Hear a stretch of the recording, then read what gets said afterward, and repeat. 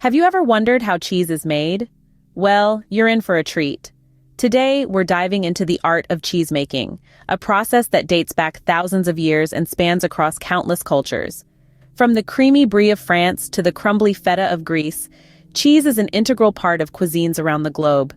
It's a culinary masterpiece that starts with the simplest of ingredients, yet the end result is nothing short of extraordinary. There's a certain magic in transforming a humble jug of milk into a wheel of rich, complex cheese. It's not just about the process, it's about the passion, the patience, and the artistry that goes into every single batch. And the best part, you can do it right at home. So, are you ready to embark on this cheesy adventure? In the next few minutes, we will unravel the fascinating process of transforming milk into cheese. Did you know that the quality of cheese depends heavily on the quality of the milk used? It's true. The foundation of any good cheese is high-quality milk. The better the milk, the better your cheese will taste.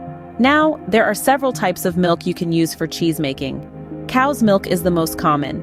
It's versatile and produces a wide range of flavors and textures. Goat's milk is another option. It has a distinct tangy flavor that lends itself well to soft cheeses. Then there's sheep's milk. Rich and creamy, it's perfect for making luxurious, hearty cheeses.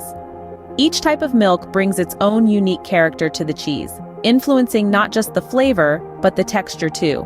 It's all about your personal preference and the type of cheese you want to make. So choose your milk wisely.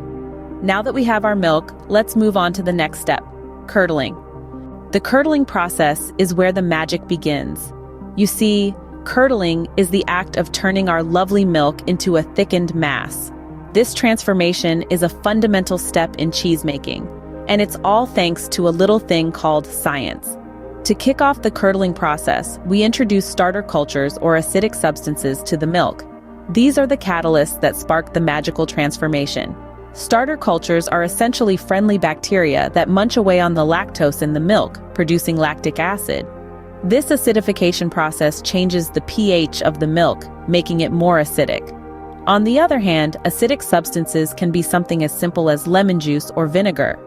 When these are added to the milk, they lower the pH directly. Whether you use bacteria or acidic substances, the goal is the same, to increase the acidity of the milk. As the milk becomes more acidic, the protein structure starts to change, causing the proteins to denature and coagulate. In simpler terms, the protein molecules unfold and then clump together. This is where the curds, the solid parts of the milk, start to form. The rest of the liquid, which is mostly water, lactose, and minerals, is known as the whey. It's this separation that forms the basis of our cheese. It's like a magic trick where milk is split into two completely different components.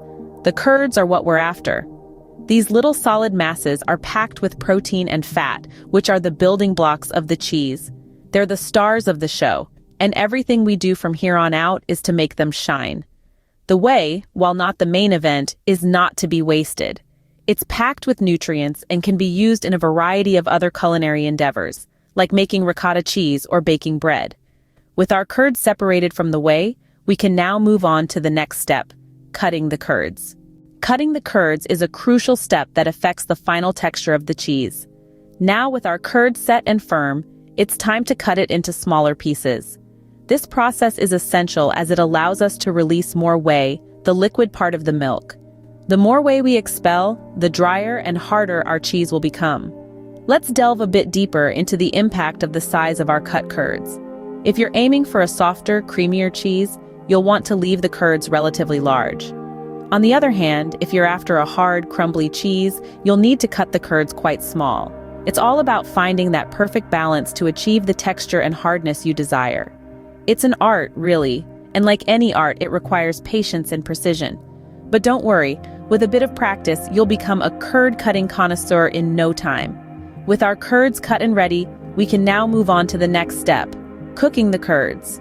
Cooking the curds is a delicate process that requires careful monitoring.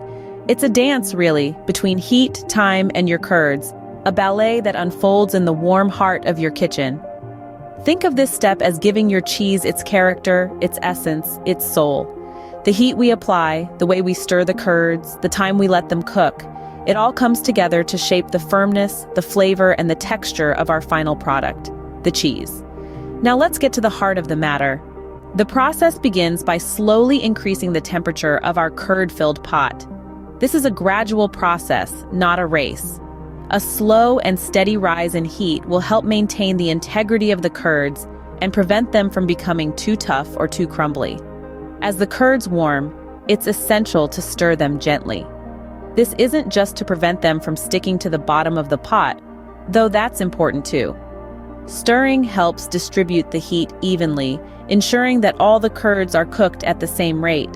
It's a bit like tending a garden, nurturing each curd to ensure it reaches its full potential. The temperature you maintain during this process is crucial. The ideal temperature varies depending on the type of cheese you're making.